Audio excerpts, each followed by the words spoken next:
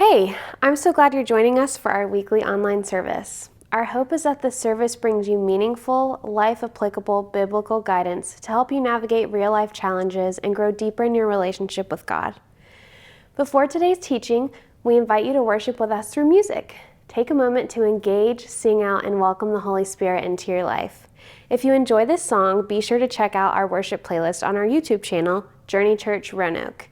And to learn more about who we are, visit our website at journeyconnection.com. Be blessed and let's worship together.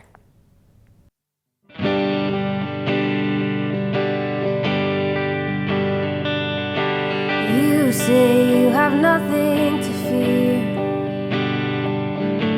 You say I am here. I am not my own.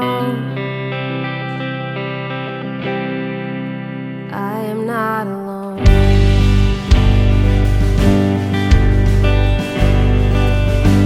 You say I will never abandon you. You say I'll never forsake you. I am not my own. I am not alone.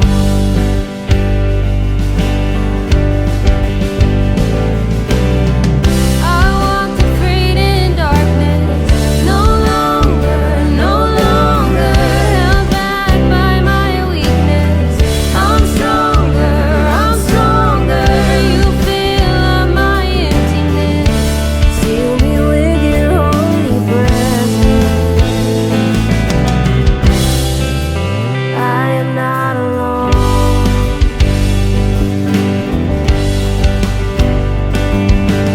You say you are not alone.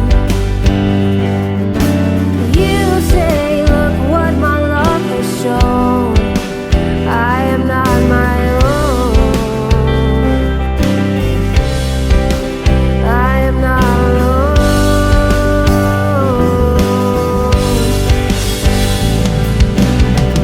I walked afraid in darkness, no longer held back by my weakness.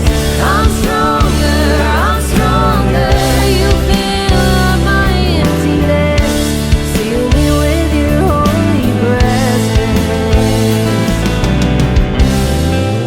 I am not alone.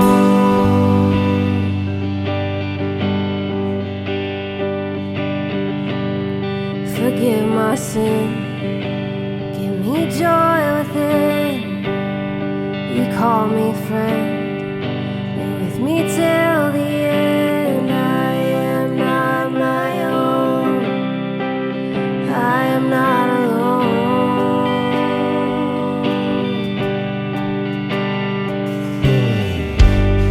When life gets hard, when I get torn apart, you mend my heart, you heal all my scars. I am not my own. I am not alone.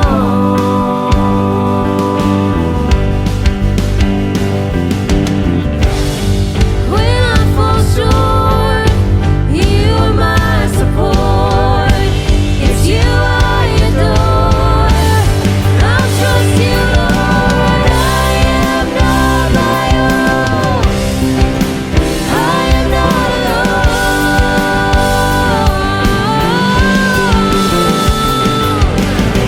I walked afraid in darkness, no longer held back by my weakness. I'm stronger.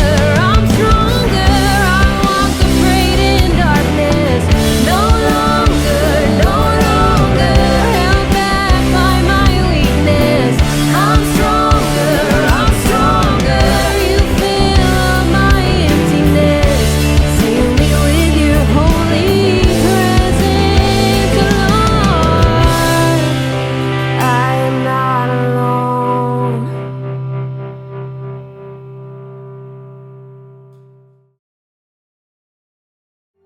I didn't grow up in a model home at all. It was a very broken situation. My oldest sister and I were basically enemies. She was very full of rage by the time she was an early teenager. And then my other sister was more of a comfort, more maternal. So she was more of a companion. As we got older, my oldest sister would disappear for years at a time. About in her mid-30s, she found sobriety, and we reconciled and had a great relationship. We talked, we shared, we prayed together. She would come to my church occasionally. She would bring her daughter to church. We got baptized together. She got very sick and walked into the hospital on a Monday with pneumonia. The years of drug abuse, they had taken their toll on her heart, and she passed away on Thursday. And then my second sister, her addiction just took over completely. She had taken her son's car, and she had lots of drugs and alcohol in her system, and she wasn't wearing a seatbelt, and she had hit another car and died instantly. When I got the phone call, I was devastated. The fact that there was no longer any hope that she would get better and that I could have a relationship with her, that things would be restored, all those things were gone forever. I always had felt like if I walked with the Lord, that He would protect me from harm. I have questioned God and what He's doing, and one of the biggest verses which I continue to think about is, "The Lord is our refuge and strength, a very present help in times of trouble." Knowing those things about the Lord were a great help to me. I mean, how can I be angry at the God of the universe who is so sweetly wooing my heart? Out of those things, I ended up starting a grief ministry at my church, and that's been a sweet experience for me. How cool that me, who never got my degree, has the opportunity to minister and counsel people who are grieving and suffering, which is so rewarding and fulfilling to me. And I'm so grateful to the Lord for how He works things out for our good and His glory.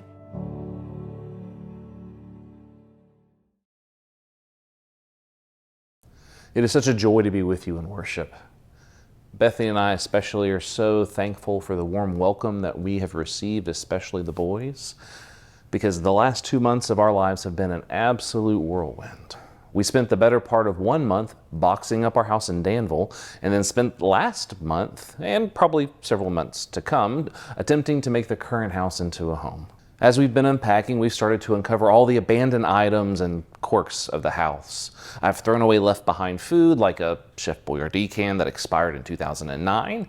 We've soaked up faucet heads and lime away to remove the hard water deposits. We've cleaned out bathtub drains to remove trapped hair and soap causing slow drains. We've scrubbed off years of clothing softener built up in the washing machine to make it fully serviceable. And I've got to confess that at first I was more than a little frustrated at the growing list of unexpected items to address. I wanted more than anything just to focus on unboxing our items and setting up each room and not taking care of other people's abandoned maintenance lists. And when I finished setting up the laundry room, I made a final fascinating discovery. On top of the cabinets, I found a stack of plastic table mats. They were bright and colorful and worn down with age and use, and they were clearly intended for children. They probably were for the kids whose names were on the height chart that still remains on the door frame of my bedroom. The place that we're attempting to make our own was truly a home already for the last family. The house's quirks and initially frustrating finds were telling me a small bit of the story of the last family.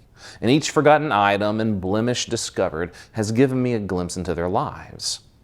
That expired food was a thoughtful purchase to provide a snack for a child. Those placemats were set around a table where meals, events of the day, and love were shared.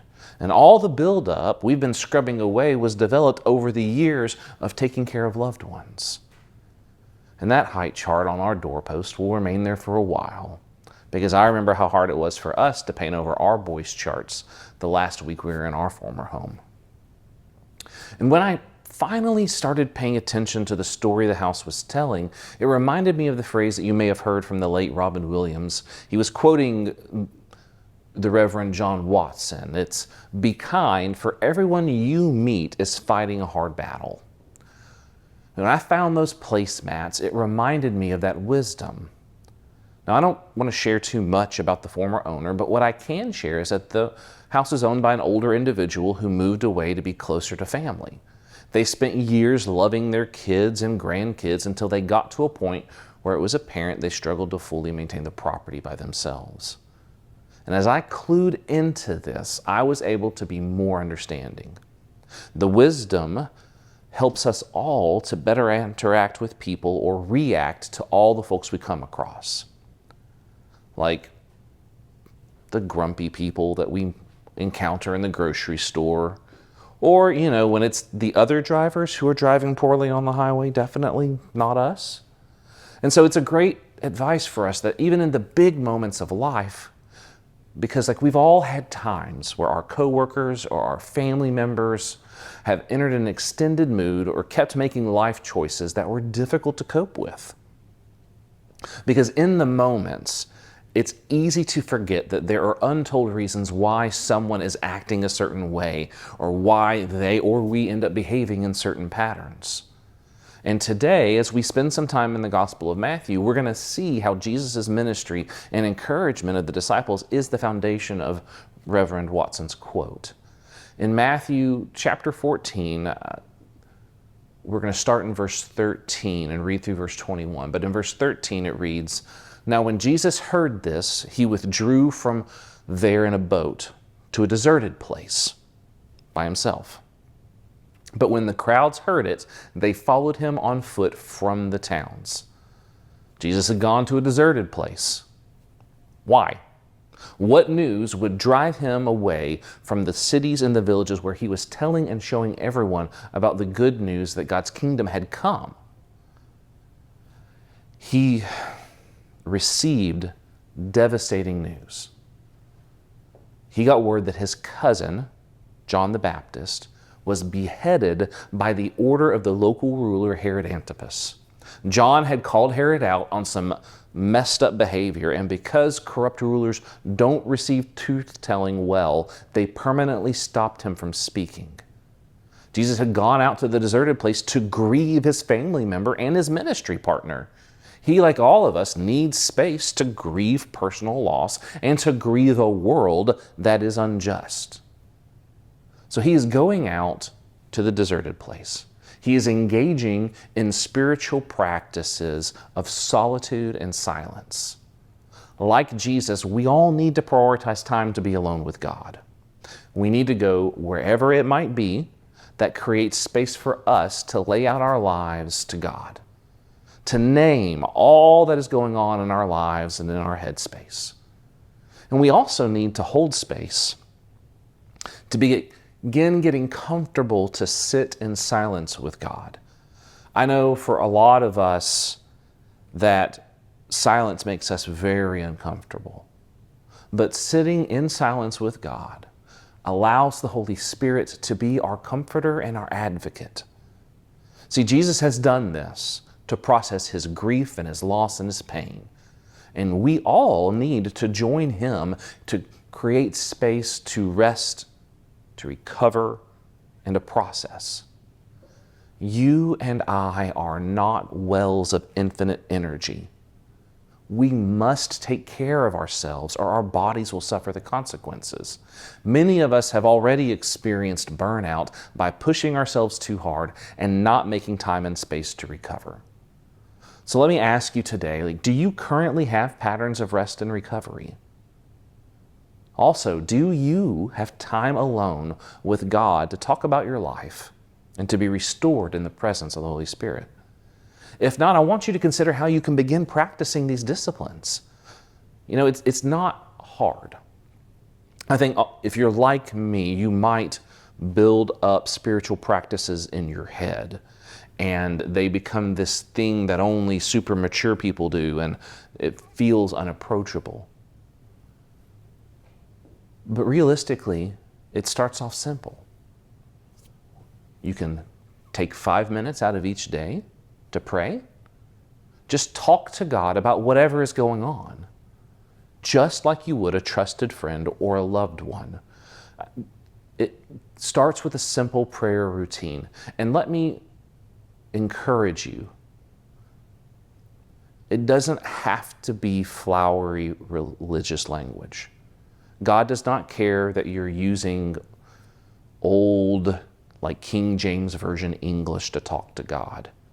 And God actually doesn't also care about whether you're always using correct grammar or if your language gets a little colorful because you're frustrated.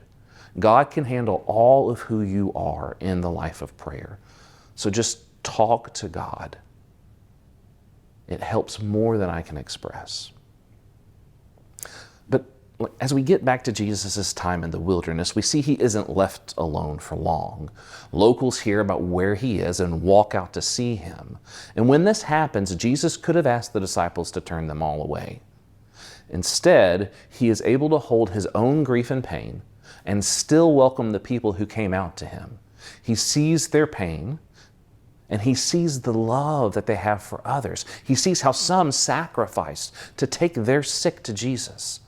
The passage says that when they walked there, If people were walking with their sick, you can rightly imagine that many of them were carrying their loved ones to him. They were, like so many of us, they were desperate in their own pain. And Jesus sees their despair and their hope. He sees the fully complicated pictures of their lives, and he doesn't dismiss the battles that the crowds are facing. He chooses kindness and ministers with compassion. He heals them while he is healing from his own wounds. He understands the grief process and models for us how to love and minister well amid our own. Recently, singer-songwriter Sarah Bareilles released the song Home. In one of the verses, she writes, "I was taught to bury with the dead the presence of my grief. I see it now, but didn't then, that silence is a thief. It makes strangers out of friends, robbed me of saving graces offered in unlikely places. I thought I could outrun it in the end. When a shattered heart is desperate, the only respite is to let somebody in." We all end up holding our grief in tension. We absolutely need rest and solitude and silence to be with God. We also need community, especially the community of faith, to be our companions in each season of life, especially the difficult ones. Sarah Bareilles names how cultural expectations for grief steal the healing process from us. We need each other to heal. And we have all been taught that in a prim and proper culture that you do not show your emotions except for at the moment it happens, and then you gather yourself up and you remain sturdy and steadfast. And if that's the culture that you inherited, because it was the culture I inherited, it's not helpful. We not only need each other, but we need to be a people who are going to be able to walk with each other in the midst of all of those complicated emotions and pains. It reminds me of the Apostle Paul when he writes to the church in Galatians chapter 6, verses 2 and then 9 and 10. "Bear one another burdens, and in this way you will fulfill the law of Christ. So let us not grow weary in doing what is right, for we will reap at harvest time if we do not give up. So then whenever we have an opportunity, let us work for the good of all, especially for those in the family of faith." Paul is reminding us that as we love each other well, especially when others are struggling, we're following the example and the command of Jesus. This call of Christian community certainly isn't always easy, but it is worth it. You know, as the late Henry Nouwen says, the beginning and the end of all Christian leadership is to give your life for others. He calls this being a wounded healer. And what I mean by this phrase, the wounded healer, is that as we look at Jesus' life and ministry, we see him ministering even as he deals with the difficulties of life. He gets slandered by religious leaders of his day. He gets rejected in his hometown. He loses a loved one, as we see in this passage. And it gets worse. We know that he ultimately will end up, like John, being executed, suffering that ultimate humiliation, being a healer who was wounded for us. And yet he keeps showing up, offering himself to a hurting world, even amid his own pain. And so as we're called to follow his example, we were discussing this the other day, and our associate pastor, Jackie Taylor, said, you know, you've heard it said that hurt people, but hurt people can also help people. Each of us, as we follow Jesus' example, ministers out of our own pain and experiences. Because of them, not in spite of them, we are better able to receive and love others. As we look back to Jesus' ministry, the disciples then are bringing up concerns that they're noticing. They point out that it's in the evening and they are in the middle of nowhere, and they suggest to him that they ought to send the crowds away so that they can get back to the villages to buy food to eat. The disciples are bringing up a practical, logistical concern. Look, if you have ever been someone who had to prepare meals or prepare any sort of gift bag for a large group of people, you know what this sort of anxious moment is all about. They did not come out to the deserted place with the masses in mind. They prepared supplies for a small group, and it seemed sensible to send them back to the markets and to their own homes where the people can figure out their own meal plans. In their defense, there's no ancient version of Dollar General, right, which pops up magically everywhere, or a Food Line around the corner. And there's no DoorDash for these locations. Despite their reasonable concerns, Jesus flips the suggestion back onto them. Jesus said to them, they need not go away. You give them something to eat. The disciples see the needs clearly, and they correctly recognize the shortcomings of their situation. Yet Jesus invites them to solve it.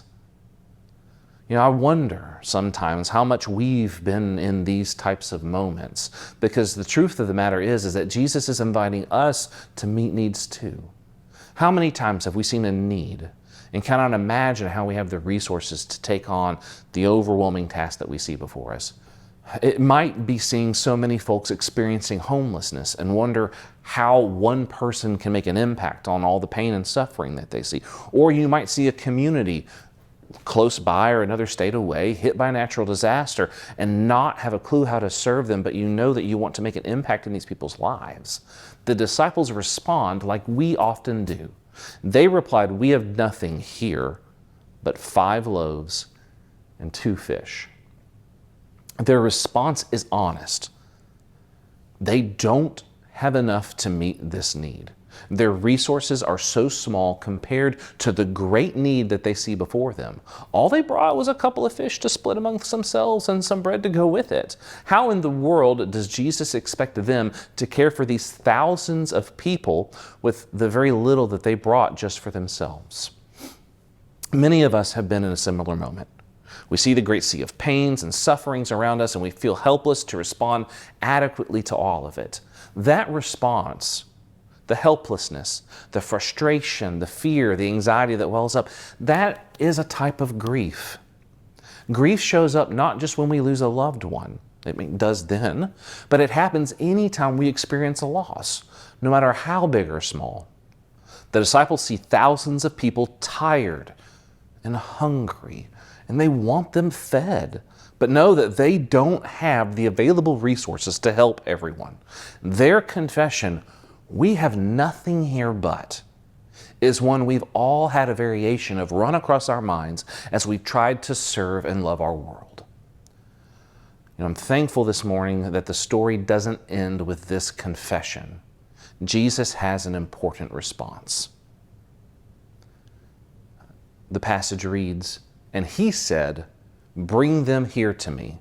Then he ordered the whole crowds to sit down on the grass. He took the 5 loaves and the 2 fish. He looked up to heaven and blessed and broke the loaves and gave them out to the disciples. And the disciples gave them to the crowds. All ate and were filled, and they took up what was left over of the broken pieces. 12 baskets full.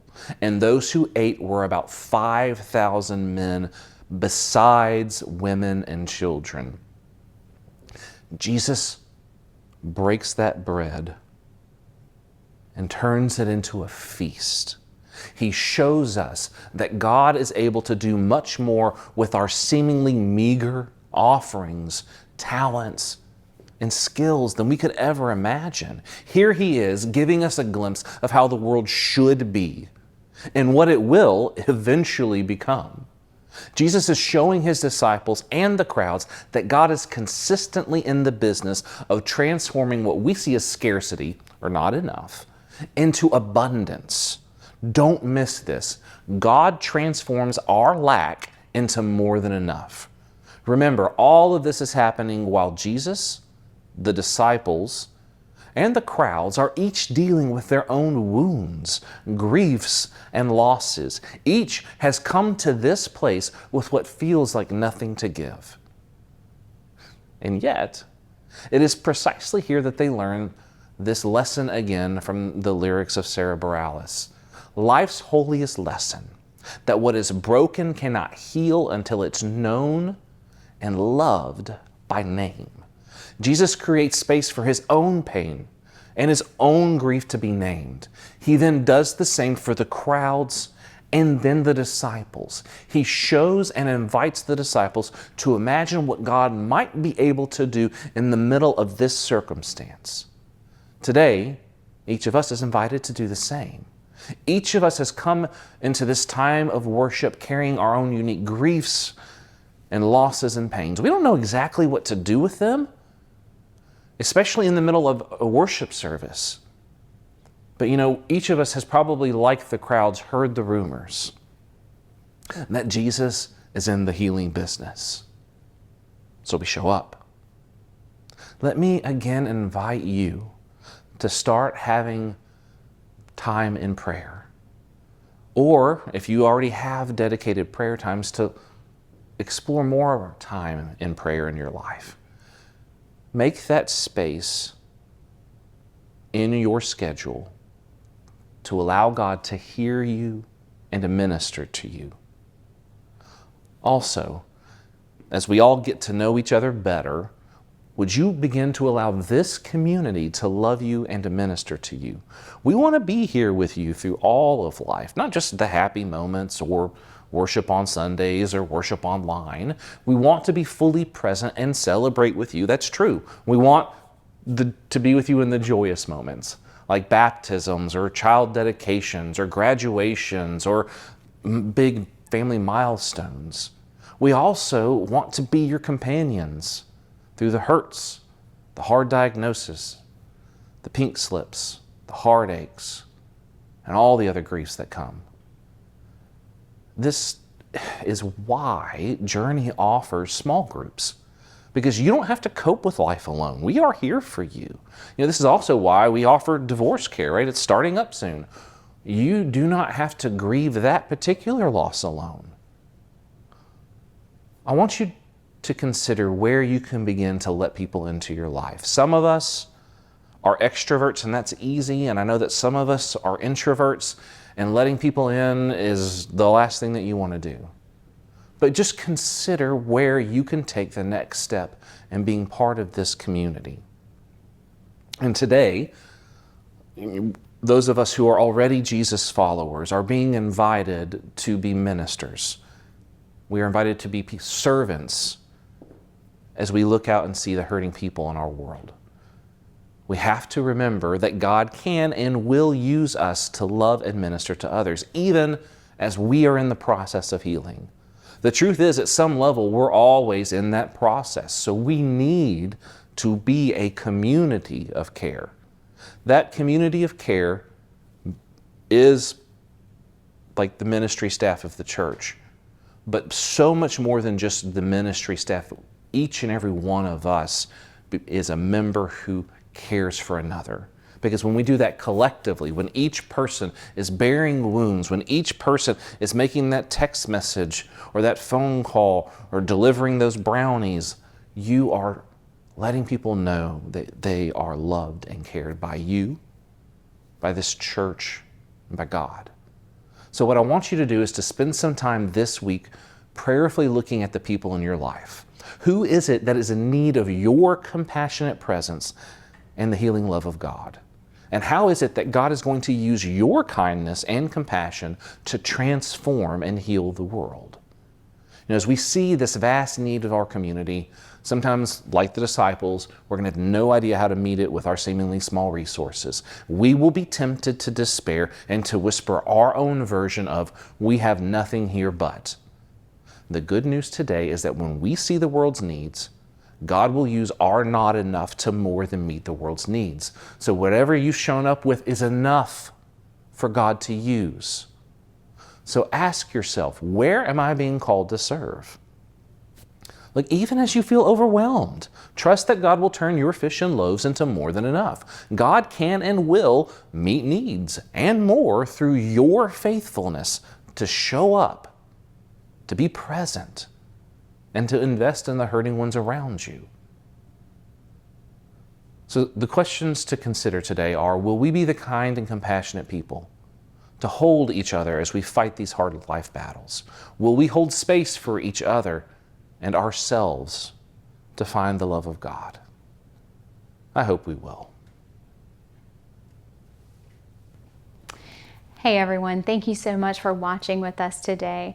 I hope that this service was meaningful and applicable to your life. I hope you'll go and check out our website, journeyconnection.com, and let us know that you're watching. We'd love to connect with you. There's an eConnect card you can fill out on our website, so we may be in touch with you and partner with you on your spiritual journey. If you'd like, you may give to support not only the life-changing ministries of Journey Church, but when you give to Journey, a portion of that goes out to our community partners as well, one of which is Water Mission. Water Mission is an international nonprofit organization dedicated to ending the global water crisis. Sadly, billions of people today still lack access to clean, healthy drinking water. And so they go into these areas and they help build the infrastructure and teach the people how to run the infrastructure so that they can have access to clean, safe drinking water. When you give, you support awesome ministries like this. I hope you have a wonderful day and be blessed.